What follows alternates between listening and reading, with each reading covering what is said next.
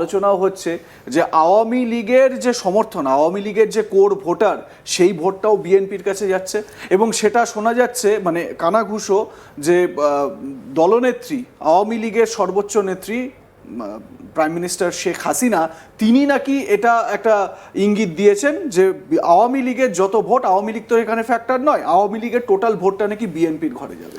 Very nice. আপনি BNP আর আওয়ামী লীগের কথাটা আপনি বলছেন, প্রথমত আওয়ামী লীগের কোনো ওখানে কাডার বা লিডার নেই, তো এটা স্পষ্টভাবে বোঝা যাচ্ছে। কোর ভোটার তো রয়েছে, যারা আওয়ামী লীগ মানে অনেক কম রয়ে গেছে। ওরা ইউনিয়ন, ওটা গ্রামে গ্রামে যারা ইউনিয়ন যেটা বলছে ওরা, ওখানে আলাদা ওয়ার্ড ইস্তেমাল, টার্ম ইস্তেমাল হচ্ছে ওখানে। তো গ্রামে গ্রামে গঞ্জে গঞ্জে গিয়ে ওরা প্রত্যেকটা বাড়ি, ওখানে এসআইআর অলরেডি হয়ে গেছে, মহিলাদের অলরেডি সরিয়ে দেওয়া হয়েছে। যখন আমরা জামাত ইসলাম বাংলাদেশে বা বিএনপি আর আওয়ামী লীগের কথা বলছে, একটা জেনে রাখবেন, এই যে আপনি যা দেখালেন আমিরের কথাটা আপনি দেখালেন, ওই স্পিচটা দেখালেন, ওনার টুইটার এই জানুয়ারি মাসে, যেটা আপনার বিএনপি চেয়ারম্যান উনিও বললেন, ইনি বলেছেন যে মহিলাদের জন্য আমাদের আমাদের পার্টিতে কোনো জায়গা নেই, আমরা ওদের যারা বাইরে বেরোচ্ছে ওদের জন্য একটা ঘৃণিত শব্দ ইনি ইস্তেমাল করেছেন, রাইট? যেটা তারিক রহমান বারবার, আর আপনারাও এটা দেখিয়েছেন, বারবার নিজে ভাষণে বলছেন, মঞ্চ থেকে বলছেন কি এই যে আমার মা বোনকে যে আমাদের সাফুর রহমান যে কথা বলেছে, এটা আমরা ঘৃণিত শব্দ, আমরা এটা বলতে পারছি না। আর ইনি ওদেরকে বলে দিয়েছিলেন যে ওরা প্রস্টিটিউট আছে, এই বাংলাদেশি মা বোনকে। তার মানে এরা আগে থেকে জানতো যে বাংলাদেশের এই যে 300 সিটের মধ্যে 30% এটা ভোট ছিল, ওটা মহিলাদের ভোট হয়তো বিএনপির কাছে যে 2 বেগমস আইদার ওদের কাছে আওয়ামী লীগে যাবে না বিএনপি কাছে যেত। এখানে তো মানে শফিকুর রহমানের দল তো এটাও প্রতিশ্রুতি দিচ্ছে যে এরা ক্ষমতায় এলে নাকি পুরুষরা 4টে করে বিবি রাখতে পারবে, 4টে করে বিবি রাখা পুরো কোনো সমস্যা নেই, মানে এইভাবেও পুরুষদের প্রলুব্ধ করছে ভোটের জন্য। ইনি যে ওরা সব যে কোনো এক্সটেন্টে যেতে পারে, ওরা জানে ওরা জিতছে না, 80 থেকে 90 সিটের উপরে জিতছে না, এদের কাছে ক্যান্ডিডেট ছিল না, তাই জন্য ওরা এনসিপি কাছে গেছে। আর আমি কিছুদিন আগে শেরপুরে একটা ভায়োলেন্স হয়েছিল, ওখানে যেটা আপনার বিএনপি যেটা ক্যান্ডিডেট ছিল ওকে কিডন্যাপ করে নিয়ে গেছে। তার মানে কোথায় ল অ্যান্ড অর্ডার? এদের আর্ম কার্ডারগুলো প্রত্যেকটা বুথে আছে, 400 যে থানা লুট হয়েছে, ওর ওয়েপনগুলো কোথায়? এই সব জামাত ইসলাম বাংলাদেশের কাছে আছে।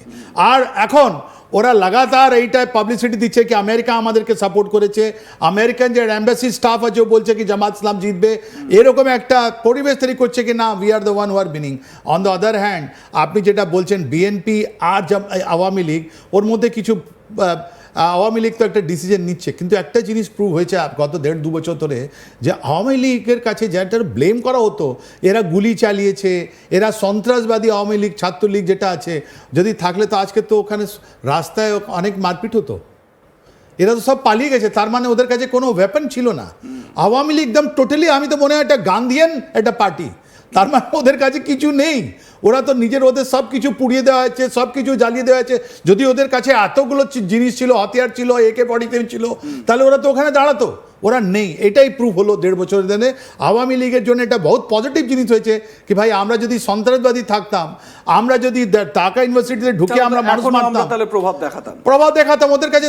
মূর্তিও আপনার মূর্তি, আপনার ধানমন্ডি প্রত্যেকবার ওদের ভেঙে দেওয়া হচ্ছে, আওয়ামী লীগের মধ্যে শব্দ নেই, সাধারণ মানুষ ওখানে যাচ্ছে, ওদেরকে পেটানো হচ্ছে। তার মানে কার কাছে হাতিয়ার আছে?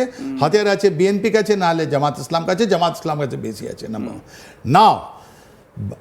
এটা আপনার আওয়ামী লীগকে ডিসাইড করতে হবে ইলেকশনের আগে, এই 3-4 দিনের মধ্যে ওরা ডিসাইড করবে। যেরকম আজকে ওরা রিলিজ করছে, আপনার বিএনপি আপনার ম্যানিফেস্টো রিলিজ করেছে, ওরকমই আওয়ামী লীগকে ডিসাইড করতে হবে কি who is the bigger evil. আমার মনে হয় আজকে আওয়ামী লীগ বিএনপিকে সাপোর্ট করে দেবে। কেন যে এই যে রেফারেন্ডামের কথা আপনি বলছেন, 1991-এ যখন ইরশাদের আগেনস্টে যুদ্ধ হয়েছিল, যখন সংঘর্ষ হয়েছিল, এরা রাস্তায় নেমেছিল, তখন আপনি দেখবেন খালেদা জিয়া অ্যান্ড আমাদের প্রাইম মিনিস্টার শেখ হাসিনা দুজন একসঙ্গে নেমেছিলেন। আর তারপর উনি প্রেসিডেন্সিয়াল গভর্নমেন্টটা শেষ করে পার্লামেন্টারি ডেমোক্রেসি এনেছিলেন। এই ইউনুসের আগেনস্টে দুজনই লোক, আমি তো বলছি খালেদা জিয়াকে একটা ষড়যন্ত্র বিষ দিয়ে মারা হয়েছে, আর এনাকে ওখান থেকে তাড়িয়ে দেওয়া হয়েছে, বাংলাদেশ থেকে ঢোকার একটা রিফর্ম, ইভেন বাংলাদেশ ঢুকতে পারেনি। তাহলে এই ডিসাইড করতে হবে বাংলাদেশের যারা ওদের রিডমেন্টরি যারা লোক রয়ে গেছে, লুকে ছুপে মুখোশ লাগিয়ে রয়ে গেছে কি না আমি তোমার সঙ্গে আছি, ওদের বিএনপির কাছে তো যাবে, জামাতের কাছে ওরা ভোট দেবে না। That is point. নাও এই যে শফিকুর রহমানের যেটা আপনার টুইটটা বেরোলো, এই টুইট ওর মাইন্ডসেট, আর আপনি যা বলছেন কি 4টে বিয়ে 6টা বিয়ে, এটাই তো শরিয়ত ল। আর তার জন্য তো আমেরিকা বলছে, আমেরিকান ডিপ্লোম্যাট বলছে, ওকে একটা বলা হচ্ছে, ভয় দেখানো হচ্ছে কি যদি জামাত আসলে যদি ওখানে শরিয়ত হবে তাহলে আপনি কেউ বলেন না আমি 100% ওখানে ওদের টেক্সটাইল ইন্ডাস্ট্রিতে আমরা 100% ওরা ট্যারিফ লাগিয়ে দেয়। ট্রাম্প আছে না, ট্রাম্প এরকমই করেছেন, আমেরিকা এরকমই করে। আমেরিকায় লিবিয়া করলো, ইরাকে করলো, আফগানিস্তানে করলো, সিরিয়া, যতগুলো ইসলামিক কান্ট্রিতে আমেরিকা গেছে এরকম ভেঙে দিয়েছে। আর তার জন্য ইন্ডিয়া দায়ী নয়। আজকে যে লিবিয়ায় হলো, যা আপনার যে সিরিয়া হলো, যা আপনার আফগানিস্তানে হলো, ইরাকে হলো, যা ইরানে ওরা মাদার অফ অল বম, ওর মধ্যে আমরা কি কোনো জায়গায় নেই, মাইলস আফটার মাইলস আমরা দূরে আছি। কালকে যদি বাংলাদেশ ভেঙে যায়, ওর টুকরো টুকরো হয়ে যায়, ওর জন্য আমরা দায়ী নয়। ওর জন্য আছে এই ইউনুস আর ওই আমেরিকানস।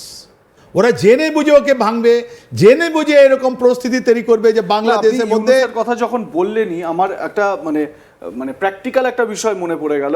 দেখুন, আমরা যখনই মানে কোথাও মিষ্টির দোকানে যাই বা কোনো দোকানে কিছু কিনতে যাই, খাবার দাবার, একটা সন্দেশ ধরুন কিনলাম, আমাদের ভালো লাগলো, আমরা সন্দেশটা খাই, তারপর সন্দেশের যে ঠোঙাটা বা সন্দেশের যে প্যাকেটটা ওটা আমরা এরকম মুড়িয়ে ফেলে দিই ডাস্টবিনে। তো মোহাম্মদ ইউনুসকে দেখে আমার কিন্তু সেই রকমই মনে হচ্ছে, যতটা ওনার ইউজড হওয়ার উনি ইউজড হয়ে গিয়েছেন, এবারে ওনাকে ওনার ওই যে মুড়িয়ে ডাস্টবিনে ফেলার সময়টা এসে গেছে, সেই প্রসেসটা আর কি চলছে। আরে বাহ, দেখুন আপনি যদি ওখানকার মিডিয়াকে ভালো করে দেখেন তাহলে যতগুলো এদের অ্যাডভাইজার ছিল, উপদেষ্টা কমিটি ছিল, ম্যাক্সিমাম লোক ওদের কাছে একটা ডিপ্লোম্যাটিক পাসপোর্ট দেওয়া হয়, ম্যাক্সিমাম লোক ডিপ্লোম্যাটিক পাসপোর্ট সারেন্ডার করে দিয়েছে ইন দ্য প্রসেস, বাড়ি ছেড়ে দিয়েছে ওরা। যারা ডুয়াল সিটিজেন আছে ওদের ব্যাগে চলে এসছে কাপড়, হয়তো এনারও কাপড় চলে এসছে, এনাকে বলা হয়েছে টাটা বাই বাই, এনাকে বিএনপি রাখবে না, একে জামাত রাখবে না, আওয়ামী লীগে তো কথাই নেই, রাইট? নেক্সট গভর্নমেন্ট হওয়ার সময় এনার কোনো রাস্তা নেই, এনার কোনো পজিশন নেই, তার মানে এনাকে ফ্রান্সে আবার পালাতে হবে। Problem is not that, problem is the Ziaur Rahman নিজে আসার পর উনি একটা কনস্টিটিউশনাল অ্যামেন্ডমেন্ট এনেছিলেন যে do you believe in my rule and regulation, তুমি একটা রেফারেন্ডাম করাও। উনি একটা ফার্স্ট রেফারেন্ডাম উনি করালেন, রাইট? এরশাদ সেম রেফারেন্ডাম করালেন। তারপরে থার্ড রেফারেন্ডাম আপনার হলো প্রেসিডেন্সিয়াল টু দ্য প্রেসিডেন্ট। ইনি চতুর্থ যেটা বলছেন জুলাই অভ্যুত্থানকে তোমরা মানতে চাও কি না, কিন্তু ইন্টারিম সরকারকে কেউ মানছে না। ইনি যতগুলো ডিসিশন নিয়েছেন ও ডিসিশনগুলো তো তদন্ত হবে, এনাকে তো টেনে নিয়ে আসতে হবে, হয়তো এনাকে ফাঁসি দিতে হবে। আমার তো মনে হয় ইউনুস তেরি কবর খুদেগি, কবর খুদেগি, কবর খুদেগি, তার মানে ইউনিসেক কবরটা আপনার ওই বাংলাদেশে নোবেল লরিয়েট, তার কি দুর্দশা, তার দুর্দশা হয়ে যাবে, এর মধ্যে আমাদের মনে কোনো সন্দেহ নেই। আর এর যে যত লোক আছে আজকে, যদি আপনি এদের যতগুলো অ্যাডভাইজার আছে ওরা বলছে কি ইন্ডিয়ার সঙ্গে যেটা রিলেশন খারাপ হলো ওর জন্য সুরফ একজন দায়ী আছেন, তিনি হলেন ইউনুস। আজকে ওপেন স্টেটমেন্ট আসছে, হয়তো নতুন গভর্নমেন্ট আসার পর রিলেশনটা ইন্ডিয়ার সঙ্গে রিসেট হবে, তারপর